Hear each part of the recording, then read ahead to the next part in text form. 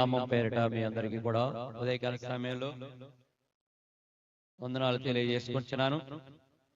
ఈ దినాలన్నీ కూడా చాలా సంతోషకరమైనవి కదా. ఏంటనంటే ఎక్కడ చూసినా క్రిస్మస్, ఎక్కడ చూసినా క్రిస్మస్. ప్రతి చోట, ప్రతి ఊరు, ఎక్కడ ఏ వీధిలోకి వెళ్ళినా, ఎక్కడికి వెళ్ళినా ఈ సంబరాలే. కానీ ఒకటి సంతోషకరమైన విషయం ఏంటంటే అంగీకరించడం. క్రీస్తు ఈ భూమి మీదకి వచ్చారు అనే విషయం అంగీకరించడం అనేది చాలా సంతోషకరమైన విషయం. అయితే దేవుని యొక్క గ్రంథంలో ఒక మాట మనం చదువుకుని మనం ముందుకు వెళదాం. మేకా గ్రంథము 4వ అధ్యాయము, మేకా గ్రంథం 4వ అధ్యాయము 5వ వచనం ఒకసారి మనం చదువుకుందాం. మేకా గ్రంథము 4వ అధ్యాయము 5వ వచనం. సర్వ జనములు, సకల జనములు తమ తమ దేవతల నామమును స్మరించుచు నడుచుకుందురు. మనమైతే మన దేవుడైన యెహోవా నామమును ఎల్లప్పుడూ స్మరించుకుందుము. మరో భాగాన్ని కూడా చదువుకుందాం. చూడండి, మరో భాగం చదువుకుందాం. కీర్తనల గ్రంథము 20వ అధ్యాయం 7వ వచనం. కీర్తనల గ్రంథము, కొందరు రథములను బట్టి, కొందరు గుర్రములను బట్టి అతిశయపడుదురు. మనమైతే మన దేవుడైన యెహోవా నామమును బట్టి అతిశయపడదుము. ప్రార్థన చేసుకుందాం. పరిశుద్ధుడైన తండ్రి, నీ నామానికి వేలాది స్తుతులు స్తోత్రాలు చెల్లించుకుంటున్నాం. ఉదయకాల సమయంలో మీరు మాతో మాట్లాడడానికి మీరు ఇష్టపడినందుకు స్తోత్రాలు చెల్లించుకుంటూ, ప్రభు ఈ సమయంలో మీరు చదవబడిన లేఖనాల ద్వారా మాతో మాట్లాడమని మీ సహాయం కోరుకుంటూ యేసు నామములో అడుగుచున్నాము తండ్రి, ఆమేన్. మనం చదువుకున్నటువంటి వాక్య భాగంలో మీకా గ్రంథంలో రాయబడినట్లుగా ఎలా ఉన్నారంట? సకల జనులు తమ తమ దేవతల నామమును స్మరించుచు వారు నడుచుకుంటున్నారు. మనమైతే మన దేవుడైన యెహోవా నామమును ఎల్లప్పుడూ కదండి, ఎల్లప్పుడూ స్మరించుకుందుము. ఈ నామమును, యెహోవా నామమును ఎల్లప్పుడూ ఎందుకు స్మరించుకోవాలి? ఈరోజు ఒక ప్రత్యేకమైన దినముగా ప్రపంచమంతా కూడా చాటి చెప్పడానికి కారణము. అలాగని మళ్ళీ క్రిస్మస్ వరకు మాత్రం మనం వెయిట్ చూద్దామా? ఎదురు చూడం. ప్రతిసారి కూడా, ప్రతి పునరుద్ధాన దినమందు, ప్రతిరోజు ఆయన నామమును మనం స్మరించుచూ ఉంటాం.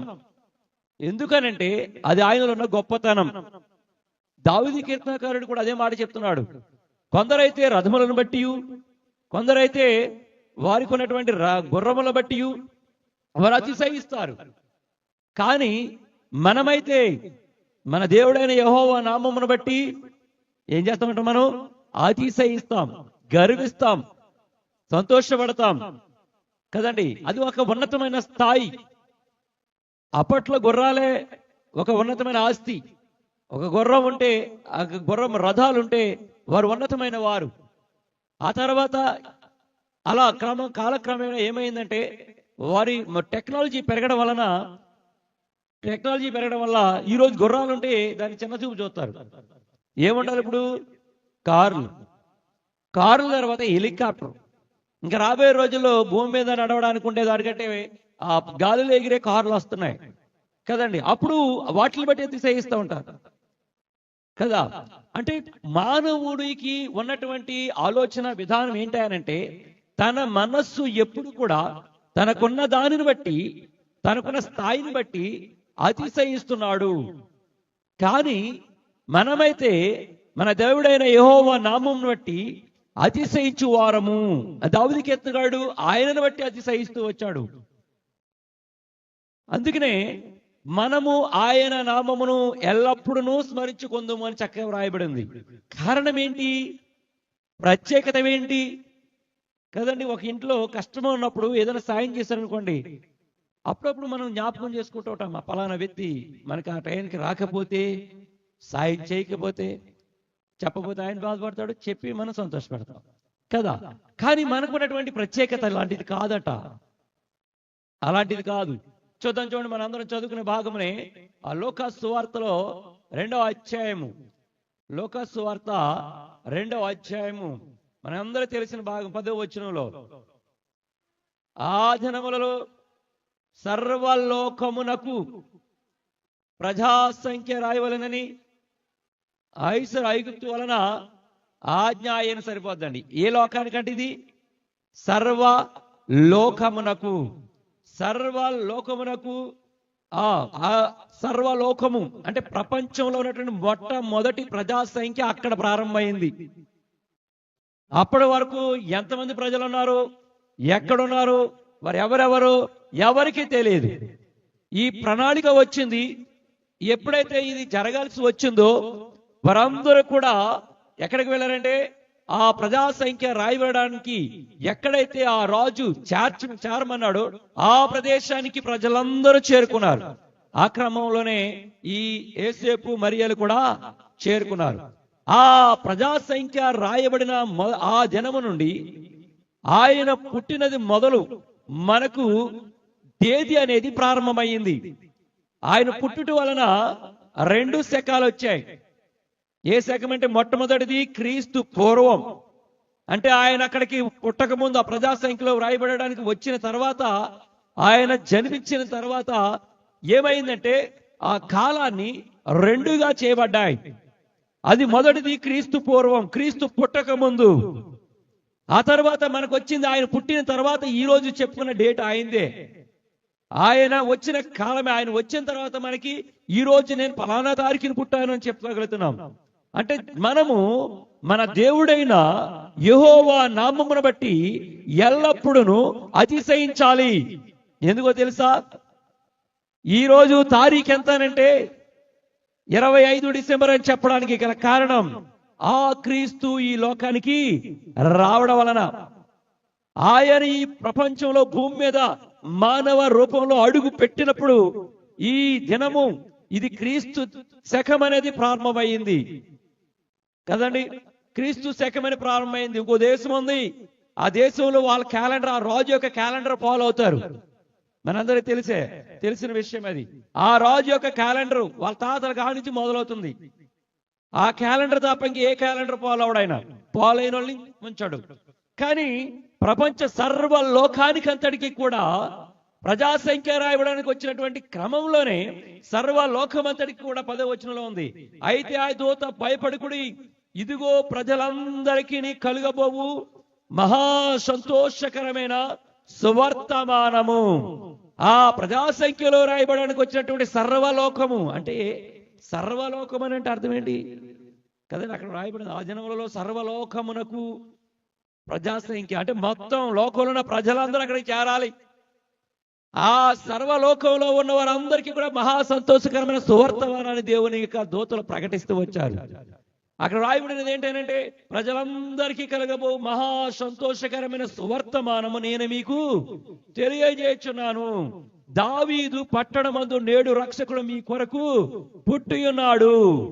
ఈయన ప్రభు అయిన క్రీస్తు. చక్కటి మాట కదండి. ఆ సర్వలోకానికి అందించినటువంటి సువర్తమానం ఏంటంటే, ప్రజలందరికీ కలగబోవు మహా సంతోషకరమైన సువర్తమానం ఏంటనంటే, మన కొరకు దావీదు పట్టణం రక్షకుడు. ఎవరంటే ఈ పేరు? రక్షకుడు. అంతే కదండి. ఇప్పుడు ఒక మినిస్టర్ గారు వెళ్తున్నారు అనుకోండి, ఆయనకు ముందు వెనక ఉంటారు సెక్యూరిటీ గార్డ్. వాళ్ళని ఏమంటారంటే ఇంగ్లీష్ లో పోలీస్ అంటాం, తెలుగులో రక్షక భటులు. వారెవరు? రక్షక భటులు. అంటే ఈ రోజు మరి ఈ రక్షకుడు ఎవరు? ప్రజలందరికీ సంతోషం కలిగించే గొప్ప రక్షకుడు ఎవరు? ఆ రక్షకుడు పుట్టడానికి గల కారణం, పుడుతూనే పరలోకమందున దూతలు మహా సంతోషకరమైన సువార్తమని ప్రకటిస్తూ వచ్చాయి. ఎవరు చాటింపేలే. ఇప్పుడున్న రోజుల్లో చూస్తే ఆ పలానా డేట్ ని, పలానా సమయానికి, పలానా సెకండ్లకి ఆ పలానా సెలబ్రిటీ డెలివరీ కాబోతుందని చెప్పేస్తున్నారు. అది ఎవరికి సంతోషకరం? ఆ కుటుంబానికి. నీకు పుడితే పలానా డేట్ ఇచ్చారు, ప్రార్థన చేయండి అని అంటాం. ఆ డేట్ కొరకు మనం ఎదురు చూస్తాం, ఆ రోజుని అడ్మిట్ చేస్తాం. అది కేవలం ఎవరికి సంతోషం అంటే నీ కుటుంబానికి. మరి ఈయన అలా కాదే, దూతలు చెప్తున్నాయి. నీవు నేనైతే మన చుట్టుపక్కల వాళ్ళకి, తల్లిదండ్రులకు, అందరికీ, బంధువులకు చెప్తాం పలానా డేట్కి డెలివరీ అవుతుందని డాక్టర్ గారు డేట్ ఇచ్చారు అని చెప్తాం. కానీ ఈ రక్షకుడు పుట్టేటప్పుడు సర్వలోకానికి అంతటికి సంతోషం కలిగించే గొప్ప సంతోషకరమైనటువంటి విషయం. ఆయన ఎవరనంటే రక్షకుడు. ఎవరి కొరకు ఈయన రక్షకుడు అని అంటే మీ కొరకు అని రాయబడి ఉంది.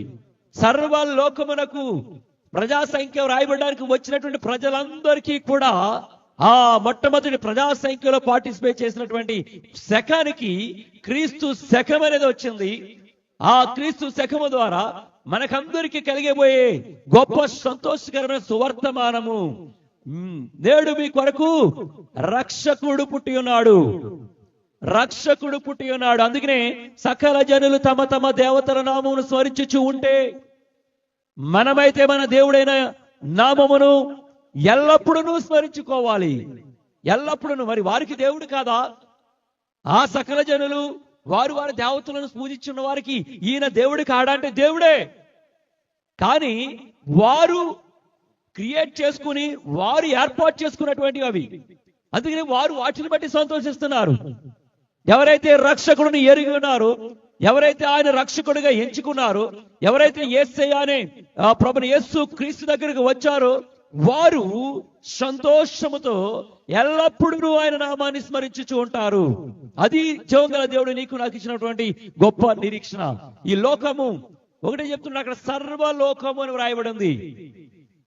సర్వలోకమునకు సకల జనులు. సర్వలోకములో అందరు జనులందరూ ఒకే భాష మాట్లాడరు, ఒకే ప్రాంతీయ అలవాట్లు ఉండవు. అంటే ఆయా జాతుల వారు ఆయా క్రమాలు కలిగి ఉంటారు.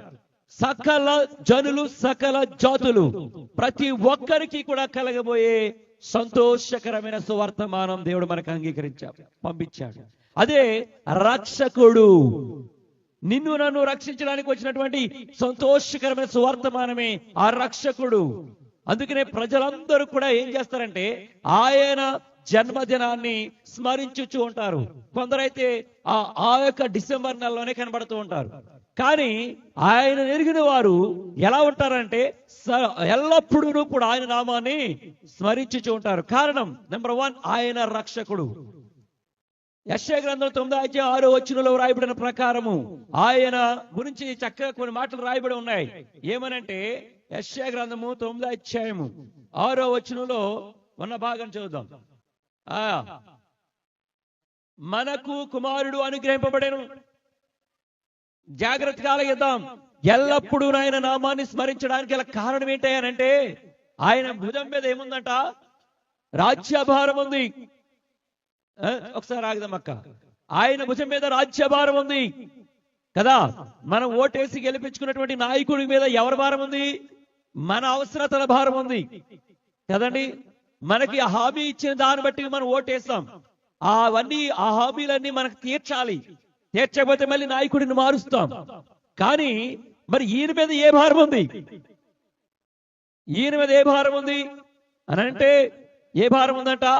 మనమందరము కూడా పాపముతో నిండిన వారు. ఎఫెసీ 2:2 చూస్తే ఏలయనగా మనం ఎలా ఉన్నట?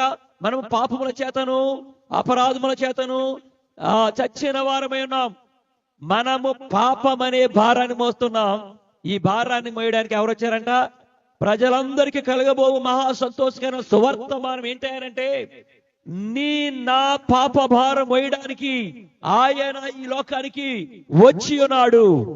అందుకని ఆయనకి రక్షకుడు అని పేరు పెట్టాను. ఆయన రక్షకుడు అని అంటే దేనిని రక్షించడానికి వచ్చాడు ఆయనంటే ప్రజలందరూ కూడా మోసుకుని పోతున్నటువంటి భారము, పాపమనే భారము కదా. ఈ పాపం అనే భారాన్ని ఈ రాజ్యములో ఉంది. మరి ఈ భారానంతటిని మోయడానికి ఆయన ఈ లోకానికి వచ్చాను. అందుకనే ఇప్పుడు నీవు నేను అప్పుడప్పుడు జ్ఞాపకం చేసుకుంటామా, లేకపోతే సంవత్సరానికి ఒకసారి జ్ఞాపకం చేసుకుంటామా? అందుకనే ఆయన అంటాడు, మనమైతే మన దేవుడైన యెహోవా నామమును ఎప్పుడంట? ఎల్లప్పుడూను ఎల్లప్పుడూ స్మరించుచూ ఉంటాం. ఎల్లప్పుడూ స్మరించుకుంటాం. ఎందుకనంటే మన పాప భారాన్ని మోయడానికి ఆయన ఈ భూమి మీదకి వచ్చాను. ఎలాగనగా మనకు కుమారుడు అనుగ్రహింపబడును. ఆయన కుమారుడు అనుగ్రహింపబడిన ఆయన మనకు రక్షకుడు. ఆయన మీద ఉన్నటువంటి భారం ఏంటంటే రాజ్యభారం. ఆ రాజ్యంలో ఉన్నటువంటి ప్రజల యొక్క ఉన్నటువంటి భారమే ఆయన కలిగి ఉన్న భారం. ఆ ప్రజలు కలిగి ఉన్న భారం ఏంటంటే పాపము. పాపం చేయని నరుడు ఎవరు లేరు. ప్రతి ఒక్కరు కూడా పాపం చేస్తున్న వారు ఆజ్ఞాతికరమైన పాపము లేదా దురాశ అనేది పాపము కదండి. దురాశ అనేది పాపము. పాపం పరిపక్వం అయితే ఏం కంటదంట? మరణానికి అంటది. కొలస్సీ 1:13 రాయబడం. మనమందరము కూడా కొలస్సీ 1:13 ప్రకారం మన అంధకార సంబంధమైన అధికారంలో ఉన్నామని రాయబడి ఉంది. ఏమిటాయంటే పాపము. అంధకారం అనేది పాపం. అందుకనే ప్రజలందరికీ కలగబో మహా సంతోషకరమైన సువర్తమానము. ఆ సువర్తమానమే మీ కొరకు ఒక రక్షకుడు ఈ లోకానికి వచ్చి ఉన్నాడు. ఆ వచ్చినటువంటి రక్షకుడును మనం ఏం చేస్తామంట? ఆనాటి నుండి ఈనాటి వరకు కూడా ఎల్లప్పుడూ మనం స్మరించుకుంటాం. మరి ఇప్పుడు ఎవరిని బట్టి అతిశయించాలి? ఇప్పుడు మనం ఎవరిని బట్టి అతిశయించాలంట?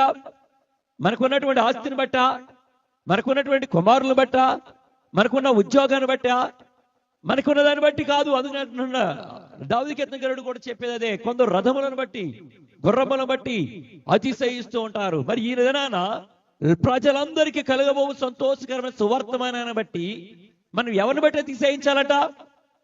మన దేవుడైన యెహోవాను బట్టి, మనల్ని రక్షించినటువంటి రక్షకుడు బట్టి, మన కొరకు ఈ భూమి మీదకి వచ్చినటువంటి ఆ గొప్ప రక్షకుని బట్టి మనము ఏం చేయాలంట? అతిశయించాలి, గొప్పగా చెప్పుకోవాలి. మీరు ఎవరు అని అంటే నేను క్రీస్తు వాడను. నువ్వు ఎవరు తాలూకానంటే నా కొరకు మరణం ఇచ్చినటువంటి ప్రభుని యేసు క్రీస్తు తాలూకా. నేను యేసు ప్రభు బిడ్డను. నువ్వు ఎవరు తాలూకంటే ప్రభుని యేసు క్రీస్తు రక్తముతో కడగబడిన వారి తాలూకా. చాలా మంది కొంతమంది పేర్లు ప్లేట్లు రాసుకుంటారు, ఫలానా వారి తాలూకా అని. అది ఎంతకాలం అంటే 5 సంవత్సరాలు. తర్వాత ఎవరి తాలూకా అవుతారు? తర్వాత మళ్ళీ మారిపోద్ది. కానీ నీ కొరకు నా కొరకు గొప్ప సంఘటన జరిగింది. ఆ సంఘటనే ఆ సర్వ లోకానికి వ్రాయబడినటువంటి ప్రజా సంఖ్య. ఆ సంఖ్యలో మొట్టమొదటిగా అక్కడ వ్రాయబడి కొత్తగా వచ్చినట్టు ఆ రక్షకుడు మనకు పుట్టి ఉన్నాడని వ్రాయబడింది. ఆ సర్వలోకంలో నీవు నేను ఉన్నాం. అందుకనే మనందరికీ మంచి సువార్తమానాన్ని దేవుడు మనకి ఇచ్చాడు. ఒకవేళ ఆయన రాకుండా ఉండుంటే ఈ దినాన మనకి రక్షణ అనేదే లేదు. చనిపోయేటప్పుడు అక్కడ ఒక ట్యాగ్ రాస్తూ ఉంటారు, మహిమ ప్రవేశం. మహిమ ప్రవేశం ఏమైనా మనకు వచ్చినట్టు సొత్తది కదా. మహిమ ప్రవేశంలోకి చేర్చబడను లేదంటే అలా హెడ్డింగ్ పెడుతూ ఉంటారు. కానీ ఇది పెట్టడం వరకు మాత్రమే. గాని ఇది నీకు నాకు అనుగ్రహించింది ఈ దినాన మనం జ్ఞాపకం చేసుకున్నటువంటి కుమారుడు. నువ్వు ఆయన అంగీకరించు. ఆయన ఎక్కడుంటే ఆయన దగ్గరికి మనం వెళతాం కదండి. సో దేవుడి యొక్క వాక్యానుసారంగా సకల జనులు ఎలా నడుచుకుంటున్నారు అది పక్కన పెడితే, మనమైతే మన దేవుడైన యెహోవా నామం ఎల్లప్పుడూ స్మరించుకోవడానికి గల కారణం ఆయన భుజం మీద రాజ్యభారం ఉన్నది. ఆయన రక్షకుడు. ఇప్పుడు ఆయన ఎందుకు అతిశయించాలనంటే ఆయన రక్షకుడు. మన పాపం అనే భారాన్ని ఆయన మోయడానికి వచ్చాను గనక. తర్వాత ఆయన భుజం మీద రాజ్యభారం ఉండను. ఆశ్చర్యకరుడు, ఆలోచనకర్త, బలవంతుడైన దేవుడు, నిత్యుడగు తండ్రి, సమాధానకర్త. ఆ సమాధానకర్త అయిన అధిపతి అని పేరు పెట్టారా పెట్టబడ్డదా? ఎవరు పెడతారా పేరు? ఎవరు పెట్టాలా పేరు? ఇప్పుడు అంటున్నాను నేను, ఆయన రక్షకుడు. ఎందుకంటే మన పాపము నుండి మనల్ని విడిపించేవాడు గనుక ఆయన రక్షకుడు అని పేరు పెట్టాను. మరి నీకు నాకు కావాల్సినటువంటి ఆయన మన పట్ల చేసినటువంటిది, ఆయన నా పాప భారం మోసి నన్ను రక్షించడానికి వచ్చాడు గనుక ఆయన రక్షకుడు అని నేను ఇప్పుడు పేరు పెడుతున్నాను. ఆయన నా రక్షకుడు అంటున్నాను. మరి నీవేమంటావు? నీ జీవితంలో కలిగిన కార్యాన్ని బట్టి ఆయన ఆశ్చర్యకరుడు అని నువ్వు నేను పెట్టబడే పేర్లవి. నా జీవితంలో చేసినటువంటి కార్యాలను బట్టి, ఆ మేలులను బట్టి మనం ఆయనకు పేరు పెడతాం. అందుకని అక్కడ అని ఆయనకు పేరు పెట్టబడును. ఆ పేరు పెట్టేది ఎవరయ్యానంటే మనమే. నా జీవితాలలో ఆయన చేసినటువంటి మేలును బట్టి సమాధానం లేదా నీ కుటుంబంలోను? సమాధానానికి కర్త ఆయన. నా కుటుంబంలో సమాధానం. ఎందుకంటే సమాధానం అనేది కలిగి ఉండడం అనేది మాటలు వేరు కదా. సో ఇంకా ఆయనకున్నటువంటి పేర్లు నిత్యుడగు తండ్రి, వీటన్నిటిని కలిగి ఉన్నటువంటి ఆయన ఈరోజు మనం ఏం చేస్తున్నాం అంటే స్మరించుచూ ఉన్నాము. మనమైతే ఇప్పుడు స్మరించుచున్నామని జ్ఞాపకం చేసుకుంటున్నాం. అలా కాదు, ఎల్లప్పుడూ మనం స్మరించుచునే ఉన్నాము. ఎల్లప్పుడూ ఆయన స్మరించుచూ ఉన్నాం. మనం అతిశయించేది కూడా రథములను బట్టి కాదు, మన ఆస్తిని బట్టి కాదు, మనకున్నటువంటి వెనకాల ఉన్న వారి పేరుని బట్టి కాదు, కానీ నీ కొరకు నా కొరకు ఇదిగో సర్వలోకానికి సువర్తమానం తీసుకొచ్చినటువంటి దేవదూతలు చెప్పినటువంటి ఆ రక్షకుడిని బట్టి అతిశయిస్తున్నాం ఈ రోజు మనం. ఆ రక్షకుడిని బట్టే చనిపోయిన తర్వాత నేను పరలోకపు పిలుపు అనేది ఒక హెడ్డింగ్ పెట్టుకోగలుగుతున్నాను. ఎక్కడి నుంచి వచ్చింది ఆ పిలుపు అని అంటే, పరలోకపు పిలుపు అని వచ్చిందనంటే ఆ రక్షకుడు బట్టి నీవు నేను ఆ పిలుపు అని రాసుకుంటున్నాను. సో ఇంటి రక్షణ ఈ దినానది మనందరికీ ఇవ్వబడింది. చూడండి, తూర్పు దేశ జ్ఞానులు కూడా వారికి ఉన్న జ్ఞానాన్ని బట్టి ఆలోచిస్తే 1వ అధ్యాయం 2వ అధ్యాయం చూద్దాం. చూడండి, 2వ అధ్యాయం 1వ వచనం మత్తయి సువార్త. అక్కడ ఒక గొప్ప సంఘటన వ్రాయబడి ఉంది. రాజు అయిన హేరోదు దినమందు యూదయ దేశపు బెత్లెహేములో యేసు పుట్టిన పిమ్మట ఇదిగో తూర్పు దేశపు జ్ఞానులు యెరూషలేమునకు వచ్చి యూదుల రాజుగా పుట్టిన వాడెక్కడున్నాడు? తూర్పు దిక్కున మేము ఆ నక్షత్రమును చూచి ఆయన పూజింపవచ్చేమి. చూడండి, ఏం చూసారట? నక్షత్రమును చూచి వారు వచ్చారు. ఇప్పుడు మనల్ని ఏమంటారు? నువ్వు ఏ నక్షత్రంలో పుట్టావంటారు కదా. నాకైతే ఏ నక్షత్రం తెలియదు. ఏ నక్షత్రం పుడితే పుట్టు దొరుకుతుందా? లేకపోతే ఎవరైనా సాయం చేస్తారా? చెప్పండి, నా నక్షత్రం చెప్తాను, ఎవరైనా నాకు సాయం చేస్తారు. చాలా కష్టాల్లో ఉన్నాం. కానీ ఈయనకు ఒక ప్రత్యేకత ఉంది. తూర్పు దేశపు జ్ఞానులు ఒకటి గ్రహించారంట. ఏం గ్రహించారు? యూదుల రాజుగా పుట్టిన వాడు ఎక్కడ ఉన్నాడు? తూర్పు దిక్కున మేము ఆయన నక్షత్రం చూచితిమి. ఆయన నక్షత్రం చూసి బయలుదేరంట. అంటే ఒక నక్షత్రము వచ్చింది అని అంటే ఆ నక్షత్రం దేనికి సూచించిందంటే ప్రజలందరికీ కలగబోవు ఒక సువర్తమానము. గొప్ప సంతోషకరమైనటువంటి వ్యక్తి, ఒక రక్షకుడు, గొప్పవాడు, రాజు పుట్టి ఉన్నాడని ఆ నక్షత్రమును బట్టి ఆ తూర్పు దేశపు జ్ఞానులు ఆ నక్షత్రమును బట్టి వారు ప్రయాణమై వచ్చారు. వీరికున్న జ్ఞానం ఏంటనంటే ఆయన ఎక్కడ ఉంటాడో తెలుసుకుని వచ్చారు. ఆయన రాజు కనుక రాజుల ఇంట్లో ఉంటాడు అనుకుని వారందరూ అక్కడికి వచ్చారు. కానీ అక్కడ ఎవరున్నారు? అక్కడ లేడు ఆయన, అక్కడ లేడు. ఇప్పుడు చెప్తున్నాడు ఆయన. అయిపోయిన తర్వాత వారందరూ చెక్ చేసుకున్నారు. ఆయన నిజమా అనేది చూశారు. ఆ రాజుకి కలవరం పుట్టింది, ఆ రాజ్యంలో ఉన్నటువంటి ప్రజలకు కలవరం పుట్టింది. ఒక రాజు పుట్టాడు అని. అయితే ఆ ప్రజలు వారందరూ కలవరపడ్డారు. ఇప్పుడు చెప్తున్నాడు ఆయన. అయిపోయిన తర్వాత వారు బయలుదేరి వస్తే ఆయన ఒక మాట చెప్తున్నాడు. చూడండి, 8వ వచనం చదువుదాం. చూడండి, 2వ అధ్యాయం 8వ వచనం.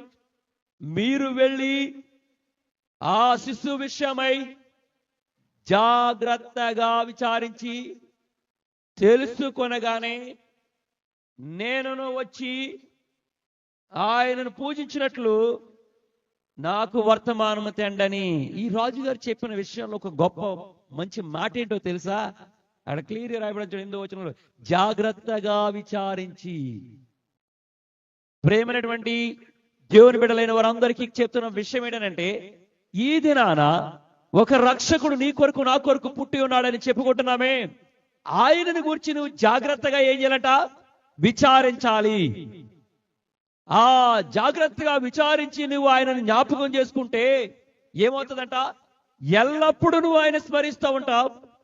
నువ్వు ఆయన యందు ఎల్లప్పుడూ నువ్వు అతిశయిస్తూ ఉంటావు. మనకున్న దాన్ని బట్టి అతిశయించాం, కానీ దేవుడైన ప్రభుని యేసు క్రీస్తుని బట్టి నీవు నేను అతిశయిస్తాం.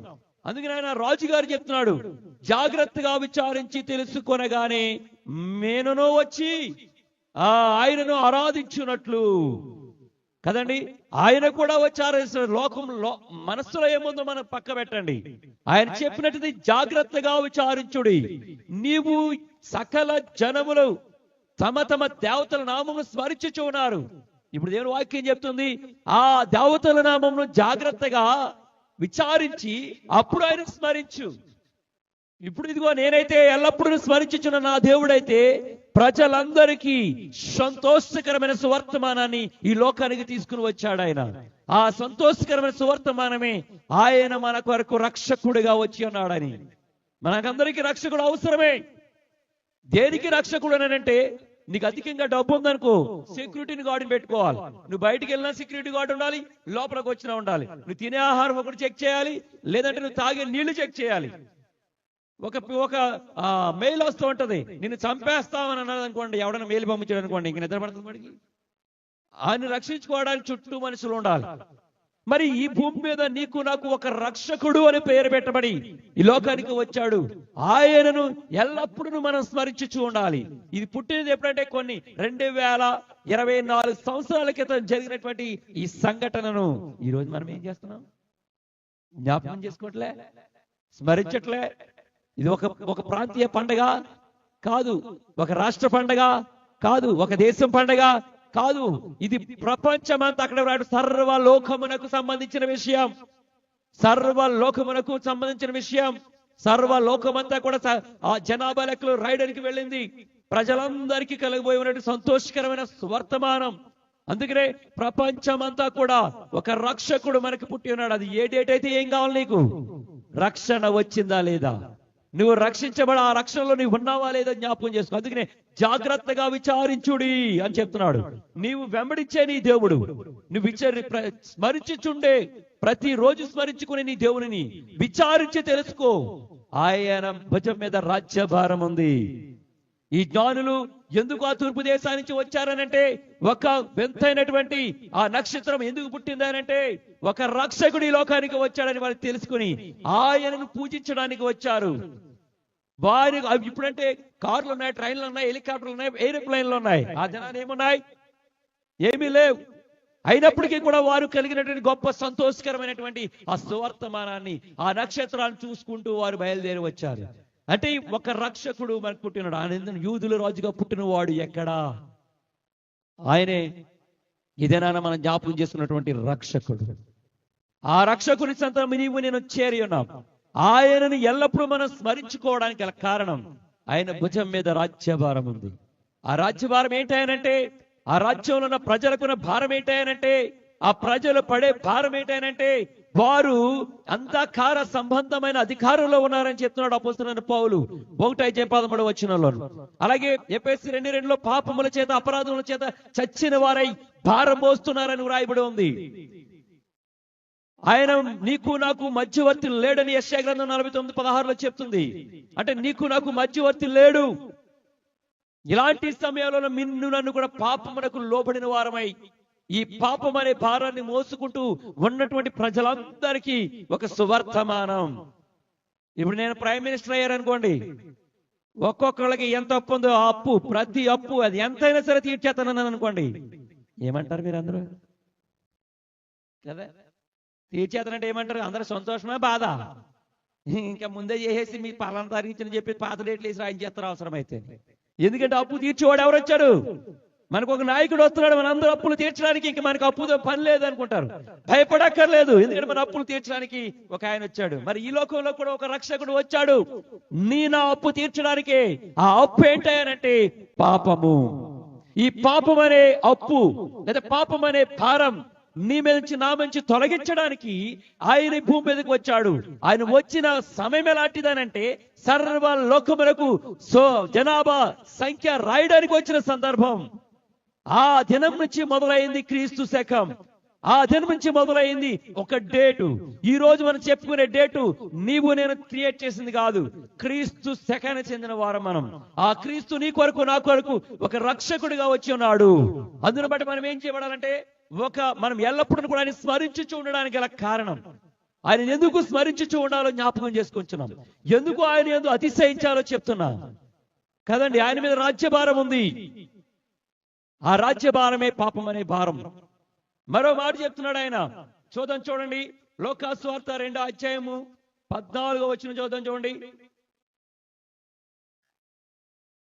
సర్వోన్నతమైన స్థలములలో దేవునికి మహిమయు, ఆయనకిష్టులైన మనుషులకు ఏం కావాలంట? భూమి మీద ఎవరికి ఇష్టమైన మనుషులకు, నీకు నాకు ఇష్టమైన వాళ్ళు కాదు, ఆయనకిష్టులైన మనుష్యులు.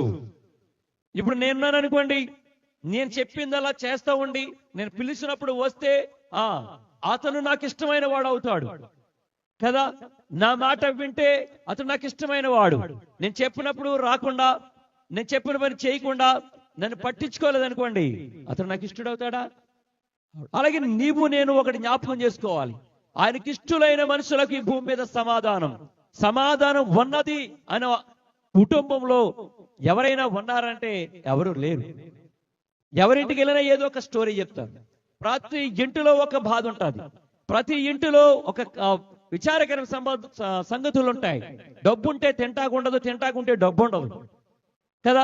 సమస్యలన్నీ ఉంటాయి. కానీ ప్రజలందరికీ కూడా కలగబోవు సంతోషకరమైన సర్వవర్తమానం. సర్వోన్నతమైన స్థలములలో దేవునికి మహిమయు, ఆయనకిష్టులైన మనుష్యులకు భూమి మీద సమాధానాన్ని ఇవ్వడానికి వచ్చాడు. ఆ సమాధానాన్ని ఇవ్వడానికి వచ్చిన మన దేవుడు. నీవు నేను ఆయనకి ఇష్టలైన మనుషులమైతే, ఆయనకి ఇష్టమైన మనుషులుగా నీవు నేను ఉంటే, ఆయనను ఎల్లప్పుడూ స్మరించుకుంటాం, ఆయన యందు మనం అతిశయిస్తాం. ఇప్పుడు నీకు నాకు ఏం కలుగుతుంది అంటే సమాధానం. ఆయనకి ఇష్టలైన మనుషులుగా నీవు నేను. అందుకనే ఈ హేరోదు రాజు అన్ని ఆలోచనలు ఎలాగ ఉన్నా ఆయన ఒకే ఒక మాట చెప్తూ వచ్చాడు. ఏమనంటే జాగ్రత్తగా విచారించుడి. ఎవరిని గురించి? మీరు వెళుతున్నటువంటి ఆ రక్షకుని ఏం చేయాలంట? జాగ్రత్తగా విచారించడు. ఇప్పుడు నీవు నేను కూడా ఆయనను వెంబడిస్తున్న ఆయన బిడ్డలుగా ఉంటాను. మనం కూడా ఆయన యందు జాగ్రత్తగా ఉండాలి. జాగ్రత్తగా విచారించి ఆయన ఈ లోక రక్షకుడని ఎరిగి, ఆయన ఈ లోక రక్షకుడు ఎరిగి ఆయనను పూజించాలి. ఆయన నాకు కూడా తెలియపరచండి, నేను కూడా వచ్చి ఆరాధిస్తాను అని చెప్తున్నాను. సో మనము ఆయనను జాగ్రత్తగా విచారించి ఆయనను వెతికిన చూడాల.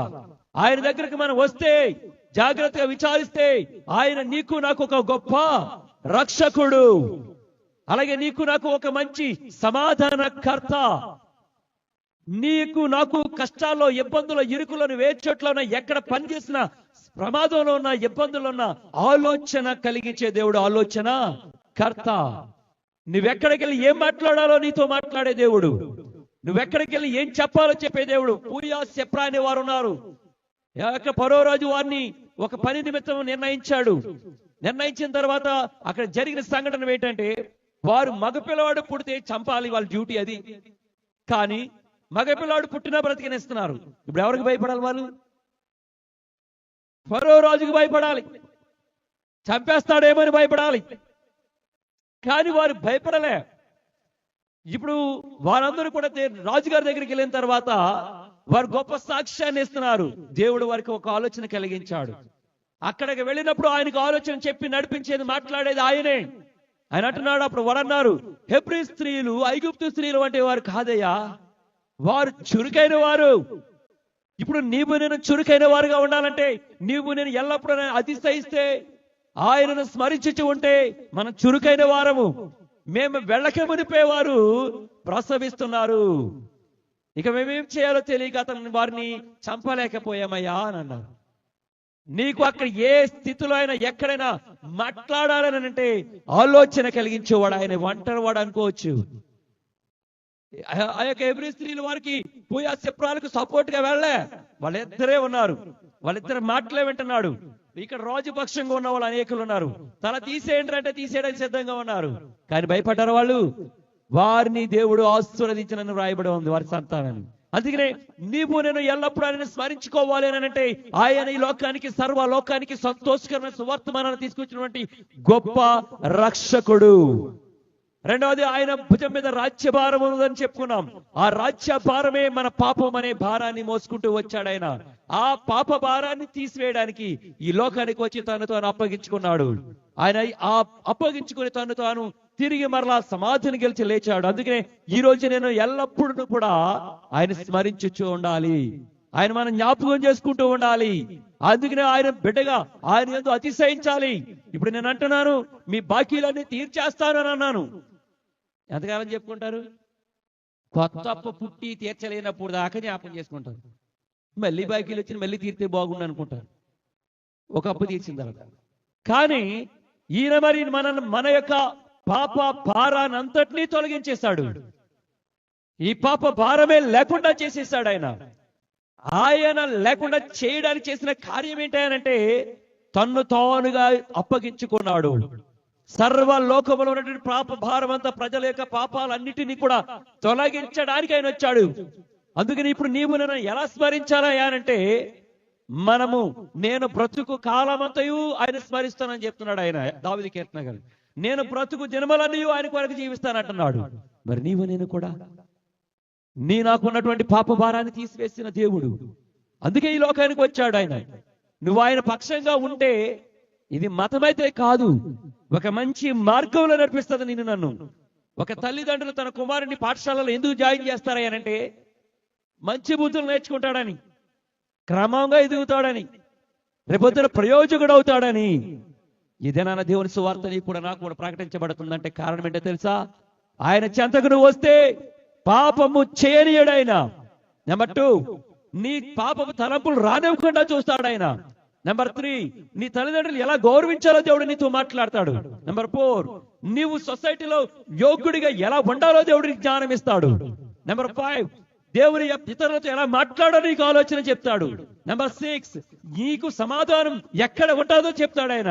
నెంబర్ 7, నిన్ను నన్ను కూడా తిరిగి తన రాజ్యంలో మరలా చూపించడానికి, మరలా ఆయనతో జీవించడానికి ఆయన నిన్ను నడిపిస్తాడు. ఆయన దగ్గరకు వస్తే ఇవి ఉంటాయి. అంతేగాని నువ్వు అలాంటి వాడు అలాంటి వాడిని కొట్టేసి తాగమని చెప్పదు, పాడవమని చెప్పదు, వ్యభిచారం చేయమని చెప్పదు దేవుని వాక్యం. క్రీస్తును నమ్ముకున్నట వలన నీ క్రమంగా ఉంటావు, శ్రద్ధగా ఉంటావు, ఆ యొక్క మంచి క్రమంలో నడుస్తాం, ఆరోగ్యంగా ఉంటాం. అందుకే మంచి మార్గంలో నడిపించడానికి క్రీస్తు అనే మార్గాన్ని ఎంచుకోమంటున్నాం. నేనే మార్గము, ఆయన మార్గమే. అందుకని ఆయన రక్షకుడు. ఆ రక్షణ మార్గంలో నీవు నేను ఉంటే పడైపోతావా? పడవు. మంచి యోగ్యమైన స్థితిలో నీవు నేను ఉంటాం. ఈ ఒక వివాహాన్ని తీసుకెళ్తే మా వాడు చాలా మంచివాడు అంటే కావాలంటే ఎంక్వైరీ చేసుకోండి అంటాం, తర్వాత అన్ని బయటకు వస్తాయి. కానీ జీవంగల దేవుని యొక్క బిడ్డగా నీవు నేను ఉంటే ప్రభు బిడ్డనని చెప్పుకోవడానికి మొహమాటం పడకర్లే. ఎందుకంటే ఆయన నీ కొరకు నా కొరకు తన్ను తాను అప్పగించుకున్నాడు. ఈ లోకంలో ఎవరండి మన పాపాల కోసం అప్పగించుకునే వారు ఎవరున్నారు? ఒక 50-1 లక్ష రూపాయలు అప్పు ఉందంటే తల్లిదండ్రులు కూడా ముందుకు రారు, వెళ్ళి ఆయన అడగండి అంటారు. కానీ నీ నా పాప భారం మోయాలంటే, నీ నా పాప భారానికి అప్పగించుకోవాలంటే ఎవరు వస్తారు? ఎవరు రారు, ఎవరు రారు. నాకు ఆయనకి ఏ సంబంధం లేదని తెగేసి చెప్పేస్తాడు తల్లైన తండ్రి అయినా. కానీ నీ కొరకు నా కొరకు ఆయన చెప్పలేదే. అందుకని ప్రజలందరికీ కలగబో మహా సంతోషకరమైన సువర్తమానం, వర్తమానం కాదు, సువర్తమానం, సువాసన. నీకు నాకు మహా సంతోషాన్ని ఇవ్వగలిగింది ఒకటే, పాప భారం.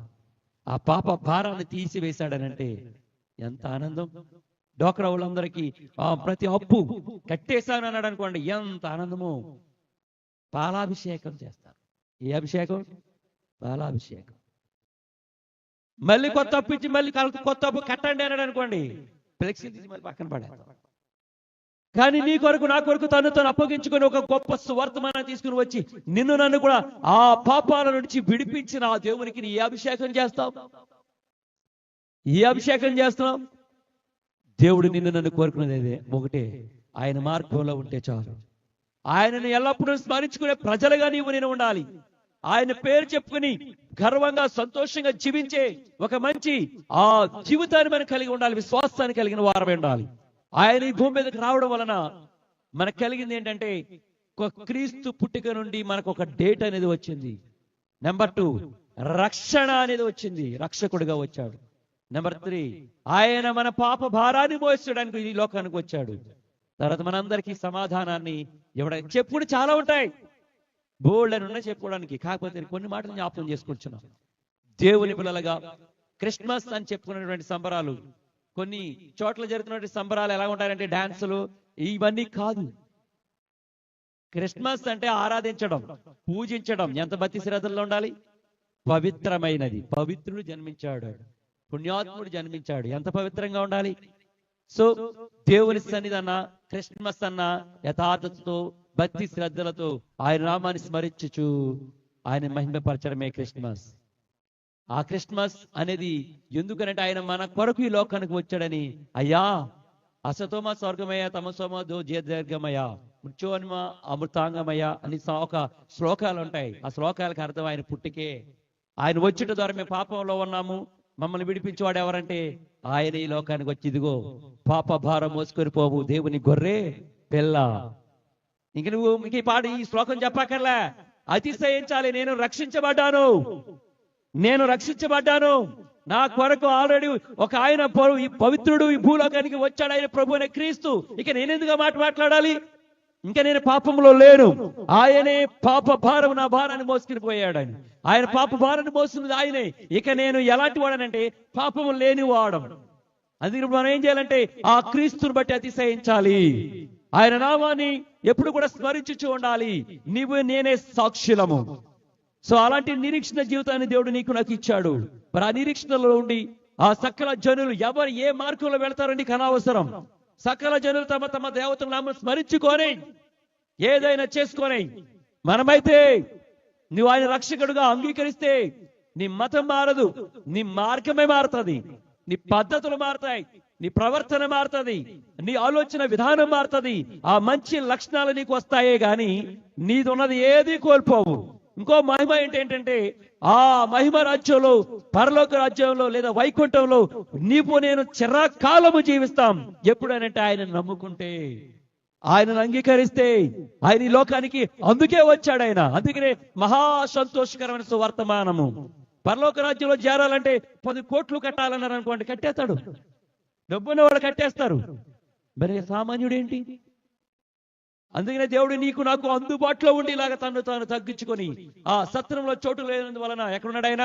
పశువుల తొట్టెలో పరుండబెట్టుట చూసాం. ఆయన స్థలం లేదా?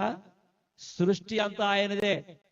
కానీ తను తాను తగ్గించుకున్నాడు. ఎందుకంటే మనల్ని ధనవంతులుగా చేయడానికి, మనం ఆయనతో సహవాసులుగా ఉండడానికి, ఆ మార్గంలో నీవు నేను ప్రతి ఒక్కరు ఆయన చూసి సంతోషించడానికి ఆయన ఎంతగా తగ్గించుకున్నాడంటే మనలను ధనవంతులుగా చేయడానికి తాను దరిద్రుడుగా ఆయన. ఎవరున్నారండి నీ కొరకు నా కొరకు దరిద్రుడయ్యే పరిస్థితి? నీవు నేను భరించవలసినటువంటి అనుభవించవలసినటువంటి శిక్షకు ఎవరండి? రెండవ దొంగ అంటున్నాడు, అయ్యా నువ్వు నిజంగా ఏ పాపము చేయని వాడవు, మేమైతే ఈ శిక్షకు పాత్రులమే అన్నాడు. ఈ శిక్షకు పాత్రులమే. అవును, మనం అందరం చేస్తున్న తప్పులకి మనం పాత్రులమే. కానీ మన కొరకు ఒక పుణ్యాత్ముడు రావాలి అని ఆ యొక్క ఉన్నటువంటి అవతారాల్లో 11వ అవతారంగా ప్రభు అనే క్రీస్తు అనే అవతారం వచ్చింది. దాన్ని తెలిసిన దాన్ని అంగీకరించట్లే ప్రపంచం.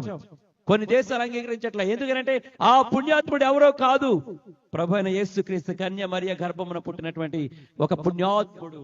ఆ పుణ్యాత్ముడినే మనం ఏం చేయాలంటే ఎల్లప్పుడూ మనం స్మరించుచు, ఆయన నామమును స్మరించుచు, ఆయన బిడ్డలమని అతిశయించుచు, సంతోషించుచు, గర్వంగా చెప్పుకోవచ్చు. ఫలానా వారు చాలు కానీ మనిషిని బట్టి కాదు, నేను ఫలానా వారి రక్షకుడికి బిడ్డను నేనని చెప్పుకోవచ్చు. అలాంటి గొప్ప నిరీక్షణతో, అలాంటి గొప్ప సంతోషకరమైన దినాలలో దేవుడు మనల్ని ఉంచాడు. అవన్నీ కూడా మన పట్ల చేశాడు ఆయన. సో అట్లాంటి నిరీక్షణతో ఆయనలో ఉండి మనమందరము కూడా ఉన్నతమైన ఆ దేవుని ప్రణాళికలో ఉండి ఆయనను నామమును స్మరించే గొప్ప దోతలో అంటే గొప్ప ఉన్నతమైన స్థానాన్ని దేవుడు మనకి ఇచ్చినటువంటి దేవుని బట్టి అతిశయించాలి. దోతల ద్వారా సువార్తమానాన్ని ప్రకటించాడంట. గాబ్రియల్ దోత, తర్వాత ఆ యొక్క దోతలు, గొల్లల దగ్గరకు వచ్చి చెప్పిన దోతలు, ఇవన్నీ దోతల ద్వారా సువార్త ప్రకటింపబడింది. ఎవరు చెప్పారు? వెళ్ళి యోసేపు వాళ్ళ అత్తగారు మామగారు చెప్పారా? లేకపోతే యోసేపు వాళ్ళ అమ్మ నాన్నగారు చెప్పారా? ఎవరు చెప్పలే, రాజులు చెప్పలే. ఎక్కడి నుంచి వచ్చిందంటే ఈ వర్తమానం?